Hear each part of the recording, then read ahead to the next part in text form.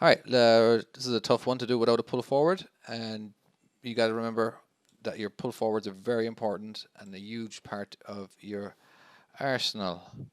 All right, so we're just going to hug everything over here. I'm definitely going to finish off at a slight jackknife. All right, so it steers the point straight. Now, I definitely want to be nice and close to this guy, or if not, my pull forward is going to be a lot more difficult. See, I could be a lot closer. It could be a lot closer. I'd be a lot happier. Now I'm going to start chasing now, but I can't chase hard. All right, so I got to go back to the left just to create a wider angle. There we go. Now let's try again. I'm going to start chasing now. Of course, watching my hood. All right, because I can't chase extremely hard, it means that it makes for a wider, I suppose a wider chase.